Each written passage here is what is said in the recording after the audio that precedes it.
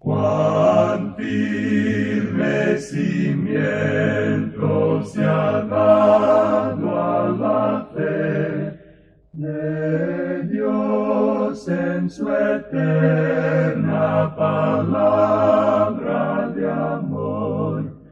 Con el propósito de compartir con usted las inmutables verdades de la palabra de Dios, presentamos A Través de la Biblia, un estudio detallado y sistemático de toda la Biblia que le ayudará a conocer lo que Dios ha revelado para nuestro provecho espiritual.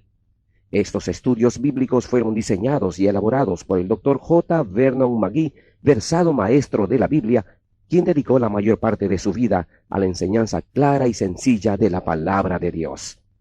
Acompáñenos, pues, mientras avanzamos en nuestro recorrido a través de la Biblia. Cuán firme cimiento la palabra de Dios. Saludos, amigo oyente, y bienvenido a otro estudio de A Través de la Biblia, donde estamos recorriendo las páginas de la Sagrada Escritura, la bendita palabra de Dios. Estamos en el libro de Génesis, en el Antiguo Testamento, y comenzamos hoy el capítulo 6. Abra pues su Biblia en esta porción de la Escritura y acompáñenos durante el estudio que tendremos en breves momentos. Pero antes, pidamos la dirección de Dios. Padre Santo, te damos gracias por tu bendita palabra y la oportunidad que tenemos de estudiarla en esta hora. Y pedimos que sea tu Santo Espíritu quien nos enseñe las verdades que tú has dejado aquí consignadas para nuestro beneficio espiritual. Quedamos pues en tus manos. Y oramos en el nombre bendito de Cristo Jesús. Amén. Continuamos hoy, amigo oyente, nuestro estudio en Génesis, el primer libro de la Biblia. Prosiguiendo con este estudio, comenzamos hoy con el capítulo 6 de este libro de Génesis, y vamos a considerar por unos momentos la causa del diluvio. Demos un vistazo a los versículos 1 y 2 del capítulo 6, que dicen: Aconteció que cuando comenzaron los hombres a multiplicarse sobre la faz de la tierra, y les nacieron hijas, que viendo los hijos de Dios que las hijas de los hombres eran hermosas, tomaron para sí mujeres, escogiendo entre todas. Ahora la frase hijos de Dios y la frase hijas de los hombres en realidad han causado mucha discusión en nuestros días. Usted notará, amigo oyente, que hay muchos hombres que sostienen la tesis de que los hijos de Dios en este pasaje son ángeles. Bueno, personalmente no podemos aceptar esta teoría de ninguna manera. Reconocemos que hay una gran cantidad de profesores en los seminarios bíblicos que enseñan que fueron ángeles. Y reconocemos también que muchos de los expositores en nuestros días sostienen esta teoría. Pero no podemos aceptarla porque si fueran ángeles, es decir, ángeles buenos, no cometerían este pecado. Y por otra parte, si fueran ángeles malos, no se les llamaría aquí hijos de Dios. Luego los hijos aquí fueron sencillamente hombres, no fueron monstruos. El versículo 4 de este capítulo 6 de Génesis dice: Había gigantes en la tierra en aquellos días, y también después que se llegaron los hijos de Dios a las hijas de los hombres, y les engendraron hijos. Estos fueron los valientes que desde la antigüedad fueron varones de renombre. No nos explicamos por qué tanto se imaginan que los hijos aquí fueron gigantes. Dice que había gigantes en la tierra en aquellos días, pero no dice que fueron los hijos. Ahora sí dice que fueron hombres de renombre. Ahora estos no fueron monstruos, sino simplemente hombres. Un expositor de la Biblia dijo en una ocasión que eran gigantes y monstruos. Pero creemos que la anotación aquí lo explica con toda claridad que los gigantes estaban en la tierra antes de que tuviera lugar esto. Simplemente significa que fueron individuos sobresalientes. Amigo oyente, la humanidad tiene una capacidad tremenda. La Escritura declara: porque formidables, maravillosas son tus obras. Y es una gran verdad cuyo significado perdemos con alguna frecuencia. Este concepto hoy degrada al hombre diciendo que él es un protoplasma de una basura o de alguna alga marina. Algunos científicos creen que muy pronto la teoría entera de la evolución será totalmente rechazada, lo cual por supuesto hará que algunos luzcan ridículos. Amigo oyente, una vez más, repetimos que la evolución no es nada sino una teoría y la ciencia no ha dado a conocer ninguna prueba conclusiva de ella. La evolución también es una filosofía y como cualquier otra filosofía se la puede aceptar o rechazar. Cuando es aceptada, ciertamente conduce a algunas soluciones muy desacertadas a los problemas del mundo. Realmente nos han metido en muchos apuros en todo el mundo. Uno creería, al escuchar tal filosofía, que estamos haciendo el papel de caballero ilustre, andando por todo el mundo arreglando lo malo. Amigo oyente, nosotros mismos somos malos por dentro. Hoy en nuestros países encontramos los intelectuales en las universidades, en el gobierno, en medio de noticias y en la milicia que creen ser de marca mayor. Creen que de alguna manera u otra han alcanzado ya la cima. Es pues decepcionante en nuestros días observar cómo los hombres creen que son más grandes de lo que realmente son. El hombre en realidad está sufriendo de una caída tremenda en el pecado. Es totalmente depravado, y mientras no se tenga eso en cuenta, nos hallaremos en muchos apuros, en muchas dificultades. Ahora, Génesis es el libro de la genealogía. Como lo vemos en este libro de las familias, encontramos a los hijos de Dios que son de la línea divina, que ha provenido de Adán hasta Set. Encontramos también a las hijas de los hombres que pertenecen a la línea de Caín. Las dos líneas se entremezclaron y hubo matrimonios mezclados entre las líneas hasta que por fin la línea entera fue totalmente depravada. Bueno, no debemos usar la palabra totalmente, hubo una excepción. Ese es el cuadro que se nos pinta aquí. Ahora deseamos reconocer e insistimos en que muchos buenos expositores de la Biblia mantienen un punto de vista opuesto al que hemos mencionado. Ellos creen que los hijos de Dios son realmente los ángeles. Y si usted, amigo oyente, desea sostener ese punto de vista, pues no estará solo, irá muy bien acompañado. Por supuesto que si no desea equivocarse, mantendrá nuestro punto de vista. Y de seguro que no hay nadie que desee equivocarse, ¿verdad? Bien, quisiéramos ahora decir que esperamos que seamos buenos amigos, no importa el criterio que mantengamos. Amigo oyente, es simplemente una cuestión de interpretación y nada tiene que ver con si cree en la Biblia o no la cree. Es cuestión de interpretación de la Biblia. Volvamos ahora al versículo 3 de este capítulo 6 de Génesis, donde dice: Y dijo Jehová, no contenderá mi espíritu con el hombre para siempre, porque ciertamente él es carne, mas serán sus días 120 años. Creemos que Noé predicaba por 120 años, y que durante aquel tiempo el Espíritu de Dios contendía con los hombres. El apóstol Pedro lo expresa con toda claridad de que fue en los días de Noé cuando el Espíritu de Dios contendía con los hombres para llevarlos a Dios.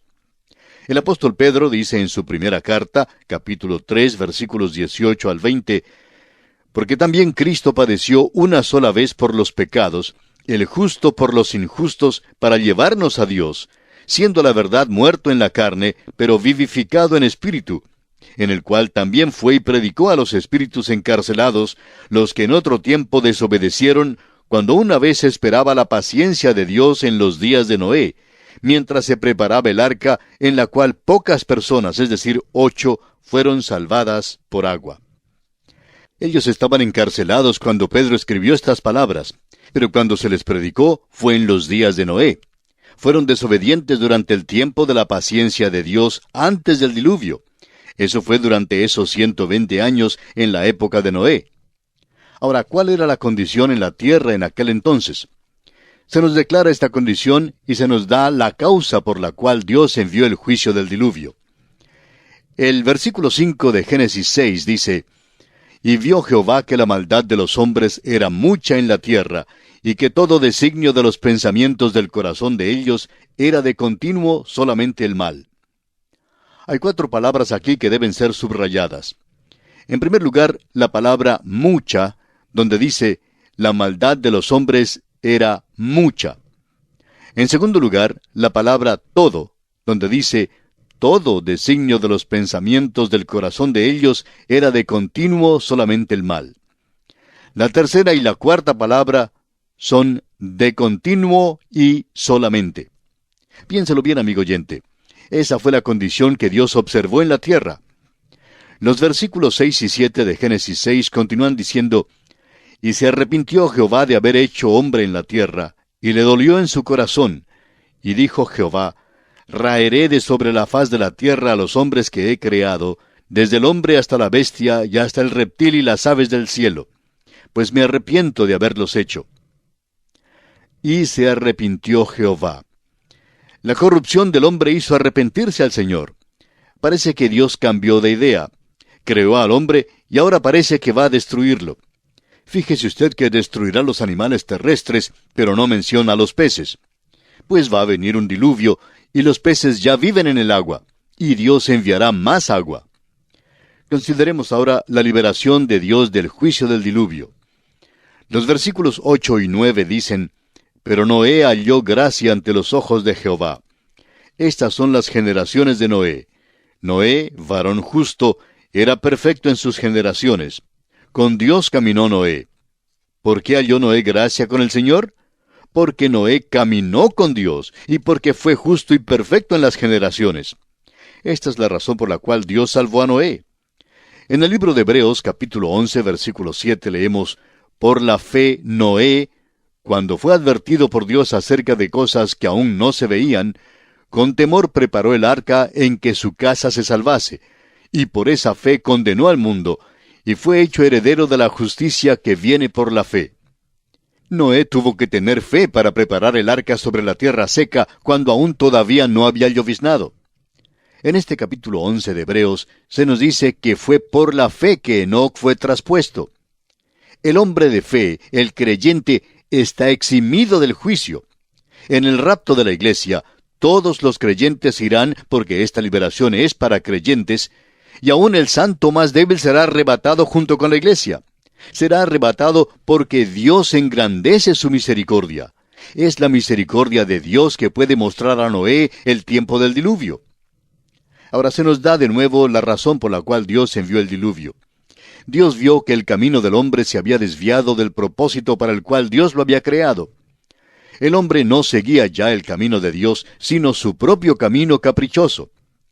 Los versículos 11 al 13 de Génesis 6 nos dicen, «Y se corrompió la tierra delante de Dios, y estaba la tierra llena de violencia. Y miró Dios la tierra, y he aquí que estaba corrompida, porque toda carne había corrompido su camino sobre la tierra. Dijo pues Dios a Noé, he decidido el fin de todo ser, porque la tierra está llena de violencia a causa de ellos, y he aquí que yo los destruiré con la tierra». Vamos a mencionar algunas cosas aquí al examinar las razones por las cuales Dios juzgó a la tierra con un diluvio.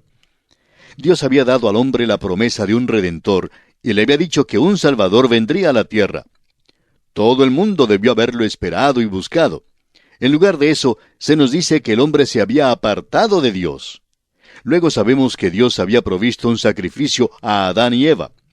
Hallamos que por medio de esto, Dios había dado un gran principio eterno. Los dos hermanos, Caín y Abel, representan los dos grandes sistemas, dos clases de personas. Hay los farisaicos, que traen el fruto de sus obras, y hay los quebrantados de espíritu, que traen el sacrificio de la fe. Son los perdidos y los salvados. El profesor formal y el creyente sincero. Los dos tipos estuvieron presentes en la raza humana en el tiempo del diluvio. Los patriarcas vivieron por tanto tiempo que Adán y Matusalén llenaron el período entero desde la creación y el diluvio. Ciertamente compartieron la revelación de Dios con el resto del género humano.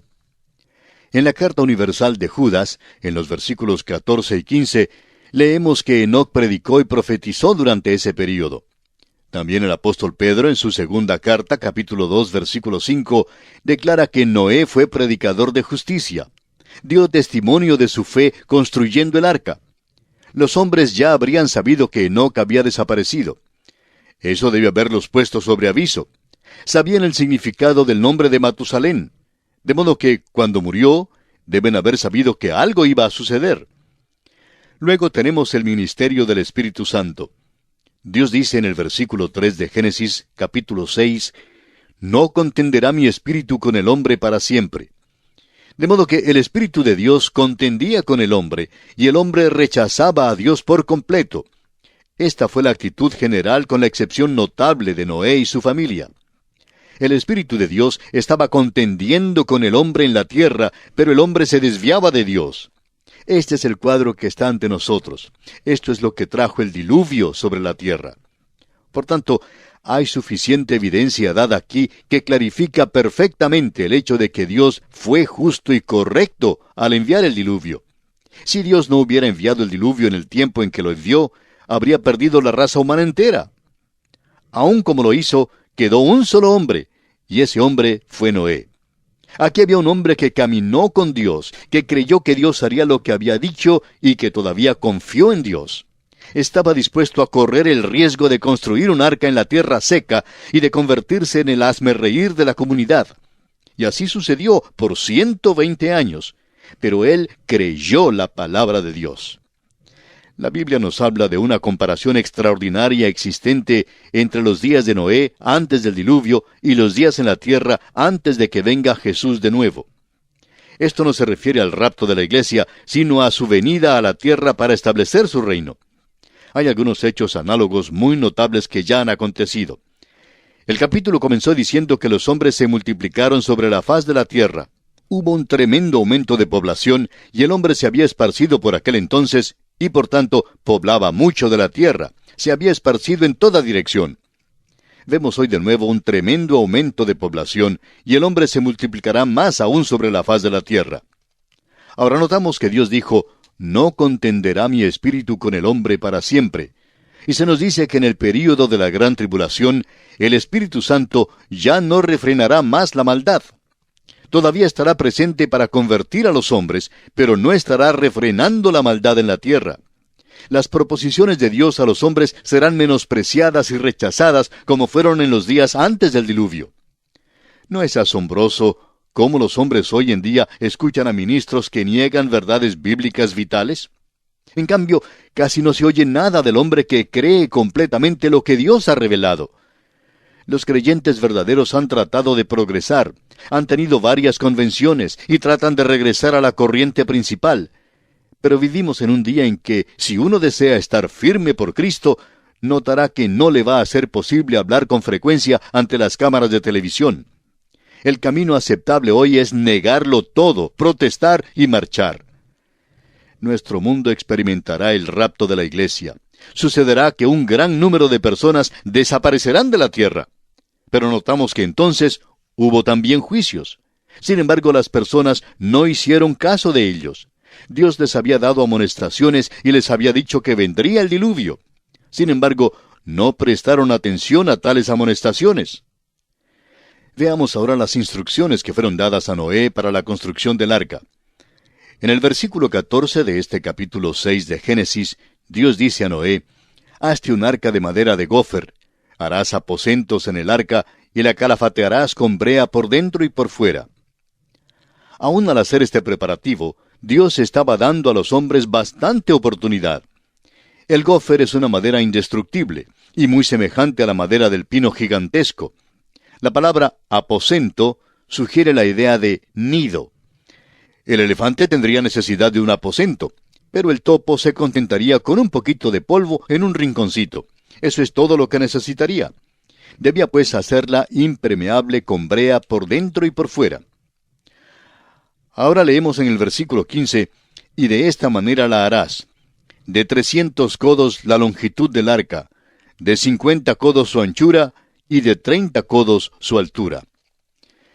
Lamentablemente, la impresión del arca que tienen muchas personas es la que recibieron al ver unos cuadros de ella, que la hace parecer como un barco vivienda. Pero creemos que ese es un tipo de farsa ridícula. Es una caricatura realmente del arca en vez de ser un cuadro de ella como realmente fue. En primer lugar, el arca fue una construcción de tamaño adecuado. El codo tiene aproximadamente 42 centímetros de longitud. Se nos dice que tuvo 300 codos de longitud, y por tanto fue una construcción algo grande. Surge la pregunta, ¿cómo es que pudieron construirla segura en aquel tiempo? Amigo oyente, no estamos estudiando a los cavernícolas. Noé fue un hombre muy inteligente. Toda la inteligencia que tiene la raza humana hoy tuvo que provenir de este hombre, Noé, porque fue muy inteligente. No estaba edificando un transatlántico de esos que resisten las olas enormes. Todo lo que hizo fue construir un lugar para la vida, animal y humana, para que se quedara allí por un largo tiempo. Debía permanecer en ella esperando la terminación del diluvio. Por esa razón, no necesitó los planos de un transatlántico. Pero este plan daría todo el espacio necesario para el uso que Dios intentaba darle. Ahora notemos que el arca tenía unos 138,5 metros de longitud. Era un arca larga, pero lo interesante es la dimensión relativa del arca.